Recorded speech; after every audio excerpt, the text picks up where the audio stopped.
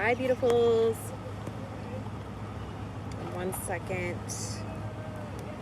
I'm trying to go live on Facebook as well.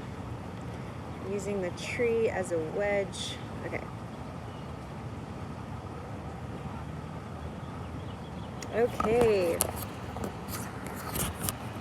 Greetings, everyone. It is me, Luna. Hopefully you can hear me okay. I am currently next to a river in Boulder, Colorado. And I'm feeling super good, feeling super activated, aligned, based on the energy that is moving through me, that I'm carrying, that I'm intending, and noticing the synchronicities. So earlier today, I was just chilling outside of a post office in downtown Boulder, and I was just noticing, I was just observing people and noticing the energy, and just using my intuition to kind of like play a game and just like tune into that person's life and tune into that person's reality, and just like kind of having fun with that, and like just people watching, right? But also like sensing what's going on with that person's life. And of course, you know, sending prayers to every person that passes, and doing this practice of like non-judgment, not judging or putting any of your own beliefs on other people, but just like sending them love for who they are, because they're a divine being in your reality.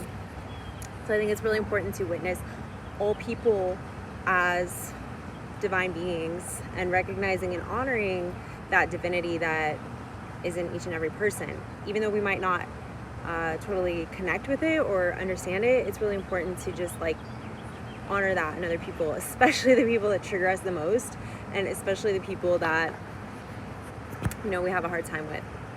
But what I wanted to get on live today was talk to you a little bit about sound alchemy and working with sound and working with the voice to help open and clear your own channels, and then applying that to your energy work. So some of you that follow me might do energy work to some capacity, and I want to encourage you to start incorporating your voice. If you don't already, incorporate your voice, because basically our voice is this alchemical tool. If you think about it, I mean, animals use their voices for mating calls. They use it to warn. They use it to warn others of danger, predators. The birds. Why are the birds singing? You know, what is that really doing? What is that resonance really doing? When we tune in and just learn to listen to the sounds of nature, we begin to connect with the deeper aspect of ourselves that is this beautiful world of sound and frequency. And we begin to realize how sound and frequency are actually affecting reality. So there's a reason that birds sing and chirp and bring this loving sound, right?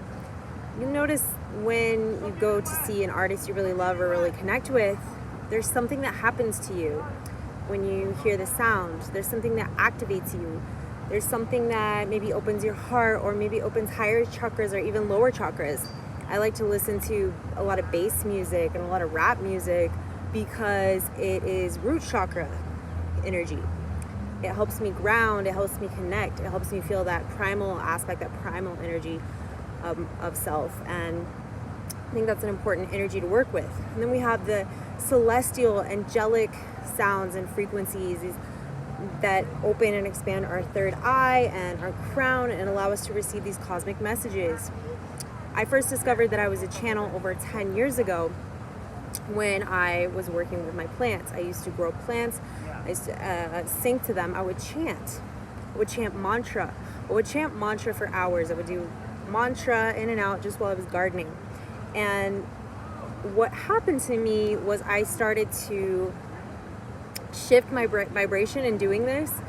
I would get myself into these states of ecstasy. So this is why monks and religions and different types of people chant all around the world in different traditions.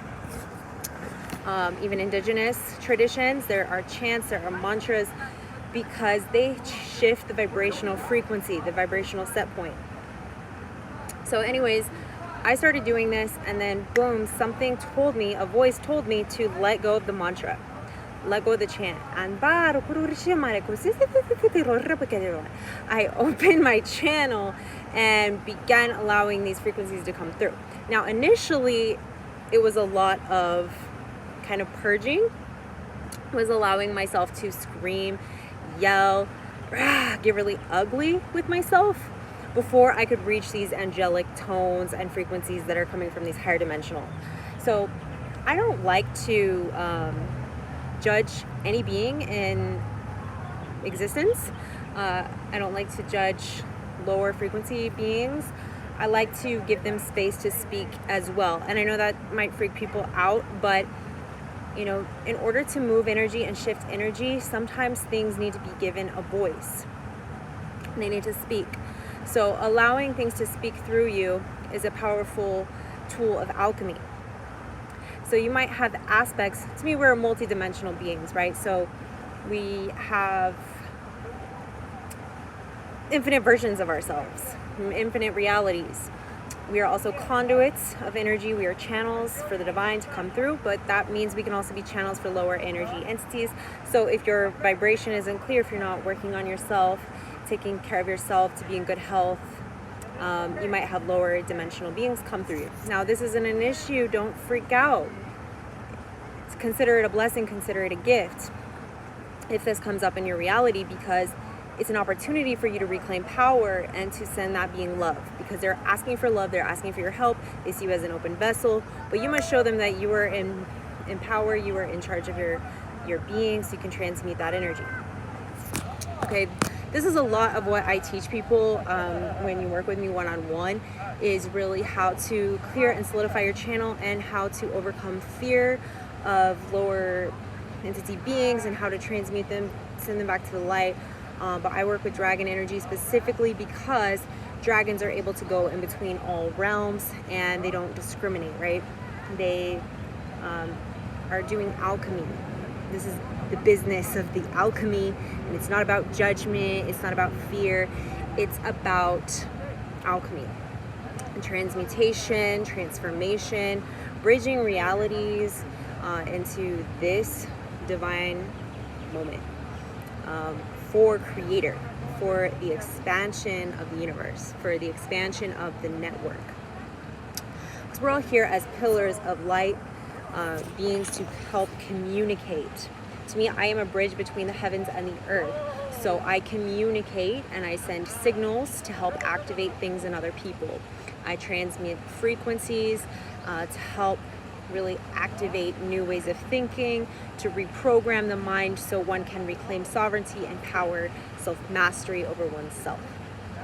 So again, this is all things that I share and teach. And then if you work with me one-on-one or to receive a channeling, to receive light language or some song healing activation, I am consistently just channeling, and a lot of the time, yeah, I'm just channeling myself, my oversoul, but I also am just channeling source and whatever is meant to connect with you in that moment to help activate you based on your intention. Because I work with medicine, I've been working with medicines over a decade, different types of plant medicines, and they've really taught me how to tune into different frequency and how to work with them and how to really embody them and show up as them. So you don't necessarily need to be on medicine when you're working with me, but it can really amplify things.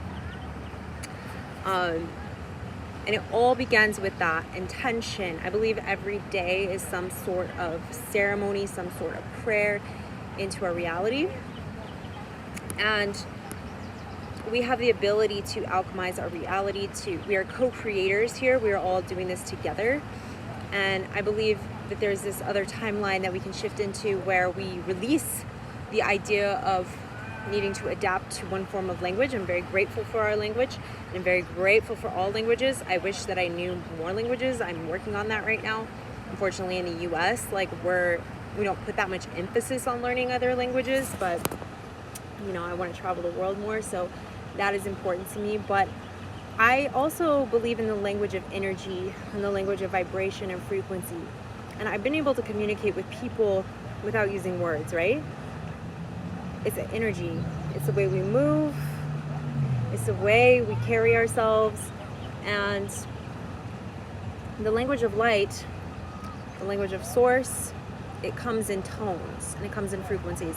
And when you're really tuned in and you're really activated and centered, you can really help shift people's reality through this vibration of sound. So for me, when I started doing this, source would give me specific medicine or specific intentions that the people I would be channeling for needed. Now, first, of course, I did all this work on myself to help activate my own vibration, clear my own self. That's again what I was speaking of about, like releasing the rage, releasing pain, allowing these darker energies to really be released and be heard and be seen, so that the angelic frequencies can come in, or the ET galactic frequencies can come in for divine healing. So essentially, once you clear that and you release your ego, you release your identity, and you just choose your I am presence. You tune into that I am presence, and then you tune into the physical, emotional, celestial, astral bodies, and you notice where there might be heavy things, and you go in there and you're breaking this energy up with your voice. You're breaking it up with your voice. You're even using energy, using your hands. This can also be breaking it up, but when we utilize the power and the energy behind the voice, we can shift people. We give them the opportunity to shift themselves by hearing these frequencies and allowing them to know that these are available to them, within them. So, and then you practice this by doing this on yourself. Like, you have an intention. Maybe you're feeling pain in your body somewhere, you want to release this, or you're feeling an emotional block. You would sing to yourself, essentially, or you would speak to yourself. You would release your ego, you would come to source, come to I am presence, and you would allow yourself to bring forth energies to accommodate, to heal, to bring to surface. And at the beginning of doing this process, there might be a lot of judgment that comes up, like, what the F am I saying? What is even coming out of my mouth? I sound crazy, I sound gross. It's not about that. So we have to learn to release those thoughts, release those patterns of thinking that say it's ugly or weird. Because ultimately I believe there are keys that we hold within our being, that we hold within our DNA, that want to be transmitted in order to bring us together into higher dimensional realities. And when I say higher dimensional realities, I don't necessarily mean that we're going to be like in heaven together, although we are in heaven together right now. But I mean more so that we're going to be experiencing more ease. Our intuition is online. We're able to see things before they happen. We're able to see where we can best be of service. We're able to live in our divine purpose. Our sensuality is more activated online. We enhance our senses. We enhance our aura and our magnetic field, and we're able to draw in situations that are in alignment because we're just like so turned on, because we're tuned into our inner voice and our inner source. So I'm just going to bring forth a few frequencies for you right now based on the land. I'm sitting on a tree stump. I'm sitting with this tree. The trees are our greatest teachers, greatest allies. I am here as a protector of the trees. I'm here as a guardian of the trees. I'm here as a representative of the dragon elemental kingdoms and realms. And I'm here as a voice and an activator. I'm a voice for the trees. I'm a voice for the earth. And I claim that as my truth. So I will speak on behalf of the trees. I will speak on behalf of the water. I will speak on behalf of the plants and the animals.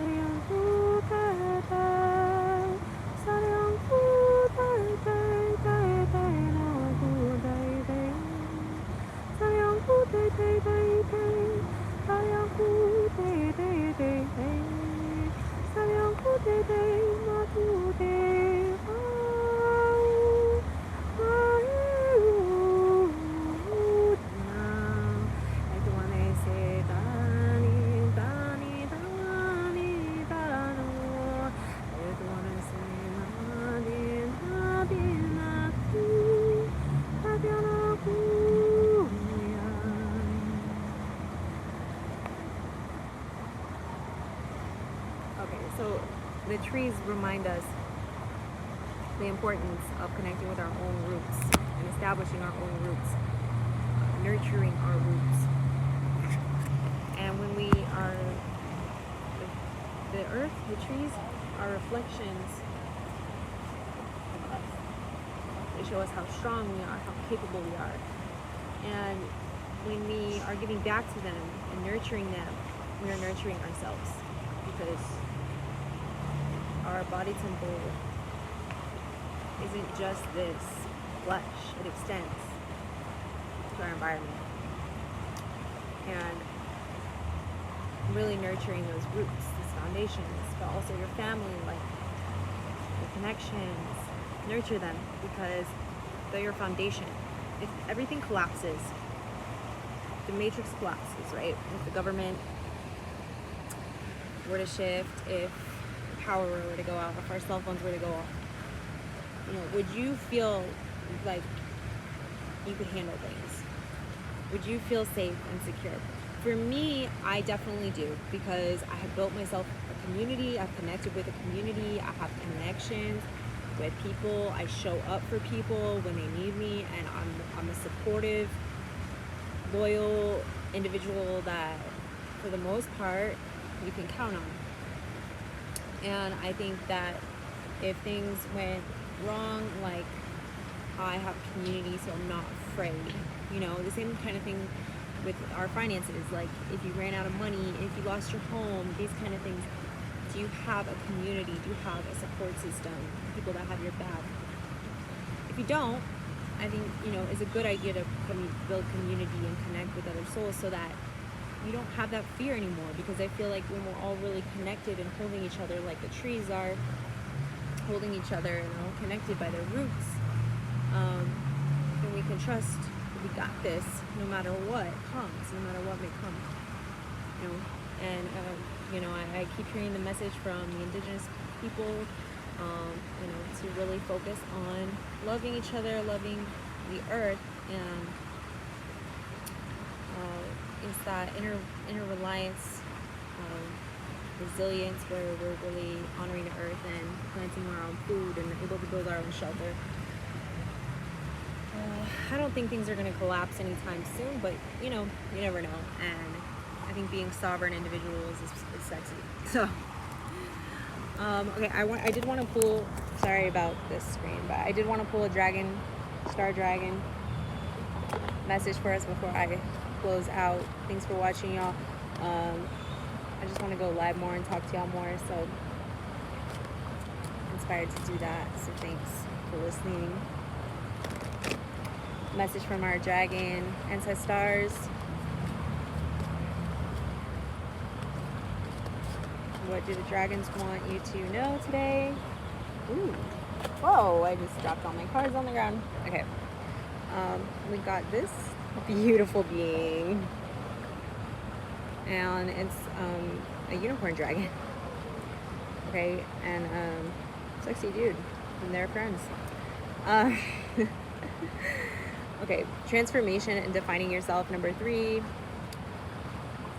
So you're going through an inner transformation right now, and you have the opportunity to redefine who you are. You are not limited to your past versions of yourself. Okay, let's do this. You're not limited to the past versions of yourself. You get to define who you are now, and you are not limited to who other people say you are. Your uniqueness is what makes you stand out.